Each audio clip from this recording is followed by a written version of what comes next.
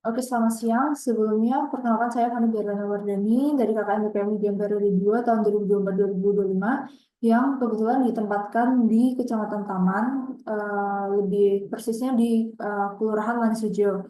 Jadi hari ini saya akan memaparkan materi terkait harga pokok penjualan atau HPP dan break even point atau BEP bagi UMKM makanan.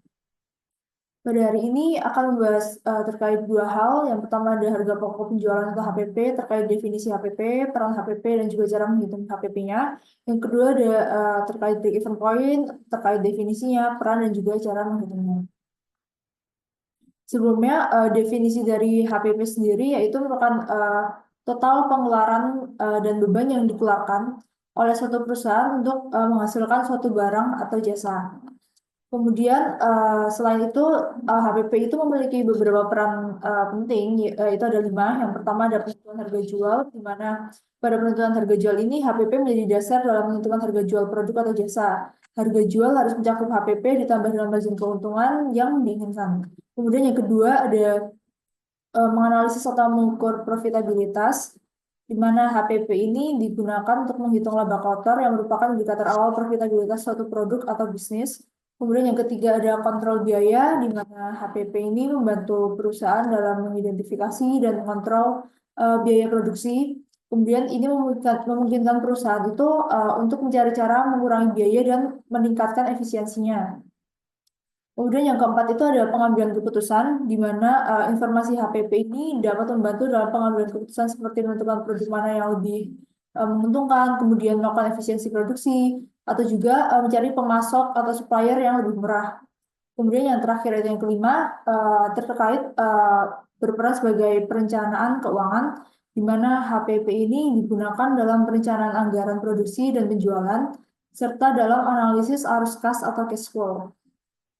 Kemudian untuk penghitungan HPP sendiri ini pada tiap-tiap jenis perusahaan akan berbeda. Seperti penghitungan HPP perusahaan manufaktur itu akan berbeda dengan penghitungan HPP usaha makanan. Oleh karena itu, pada materi kali ini saya akan membahas lebih dalam mengenai cara menghitung HPP bagi UMKM yang berfokus pada produksi makanan.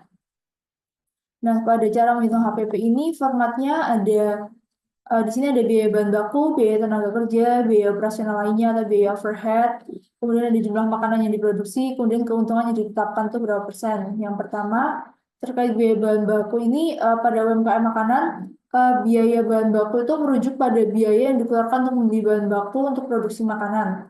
Kemudian untuk biaya tenaga kerja sendiri ini biaya yang dikeluarkan untuk membayar karyawan yang terlibat dalam produksi makanan. Biaya ini mencakup gaji karyawan dan juga tunjangan dari karyawannya sendiri. Kemudian yang ketiga itu ada biaya operasional lainnya atau biaya overhead adalah biaya-biaya yang tidak terkait dengan produksi makanan seperti biaya listrik, biaya sewa tempat, biaya peralatan kantor, dan sebagainya. Kemudian pelaku usaha ini dapat menambahkan penghitungan biaya overhead itu dan membaginya dengan jumlah makanan yang diproduksi dalam suatu periode. Kemudian berikutnya ada total biaya produksi, jumlah makanan yang diproduksi, kemudian nanti akan menghitung HPP, kemudian keuntungan yang ditetapkan itu berapa persen, kemudian akan ketemu harga jualnya. Jadi contohnya di sini ada biaya bahan baku yang digunakan oleh suatu UMKM itu seharga senilai 20 juta. Kemudian untuk biaya tenaga kerjanya itu senilai 15 juta. Kemudian untuk biaya overhead atau biaya operasional lainnya ini senilai 5 juta. Kemudian itu akan ditotal ketiganya sehingga total biaya produksinya ini sejumlah biaya bahan baku ditambah biaya tenaga kerja. Kan tadi biaya bahan bakunya 20 juta, kemudian ditambah biaya tenaga kerjanya sejumlah 15 juta, ditambah lagi biaya operasional lainnya sejumlah 5 juta, sehingga total biaya produksinya itu akan sebesar 40 juta. Kemudian jumlah makanan yang diproduksi ini terkait jumlah makanan yang diproduksi dalam satu hari, ini misalkan aja dalam satu hari UMKM-nya ini produksi 5.000 pieces ya. Jadi nantinya HPP-nya akan dihitung dengan cara total biaya produksinya tadi kan 40 juta, kemudian dibagi dengan jumlah makanan yang diproduksi sejumlah di 5.000 pieces. Jadinya HPP-nya akan ditemukan senilai Rp8.000. Kemudian keuntungan yang ditetapkan oleh UMKM misalkan 10%, sehingga harga jualnya itu akan senilai rumusnya itu HPP ditambah dalam kurung HPP dikali persentase keuntungan. Atau HPP-nya tadi kan 8.000 ditambah dalam kurung 8.000 dikali 10%, sehingga harga jualnya itu akan ditemukan sebesar 8.800. Kemudian selanjutnya itu terkait dari break even point atau BEP. Jadi dari definisinya sendiri itu break even point atau BEP adalah titik balance antara hasil pendapatan dengan modal yang sudah kita keluarkan sehingga hasilnya ada di posisi atau titik nol. Kemudian terkait beberapa peran dari BEP sendiri ada 7 peran. Yang pertama terkait penentuan target penjualan, di mana BEP ini membantu menentukan jumlah penjualan yang harus dicapai untuk menutup seluruh biaya dan mulai menghasilkan keuntungan. Kemudian yang kedua ada analisis kelayakan usaha, di mana BEP ini membantu dalam menilai apakah suatu usaha layak dilanjutkan atau tidak dan mengetahui titik impas perusahaan dapat menentukan berapa banyak unit yang harus dijual untuk menutupi semua biaya. Kemudian yang ketiga ada perencanaan keuangan, di mana BEP ini digunakan dalam perencanaan keuangan untuk menentukan volume penjualan yang diperlukan agar tidak mengalami kerugian. Sehingga ini tuh penting dalam merencanakan anggaran dan strategi pemasaran. Kemudian yang keempat ada pengambilan keputusan, di mana informasi BEP dapat membantu dalam pengambilan keputusan seperti memperluas bisnis, mengurangi biaya, atau meningkatkan harga jual, menambah kapasitas produksi, menentukan harga, dan juga mengembangkan suatu produk baru. Kemudian yang kelima ini peran BEP sebagai acuan investor, di mana BEP ini biasanya menjadi acuan atau indikator seseorang investor yang ingin berinvestasi modal ke suatu usaha atau transaksi jual beli saham.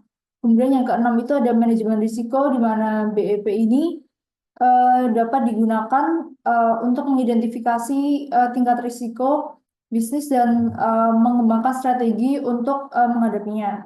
Kemudian yang ketujuh ada analisis sensitivitas, di mana BEP ini digunakan untuk melakukan analisis sensitivitas dengan mensimulasikan bagaimana perubahan dalam biaya, harga jual, dan juga volume penjualan dapat mempengaruhi suatu profitabilitas dari perusahaan sendiri.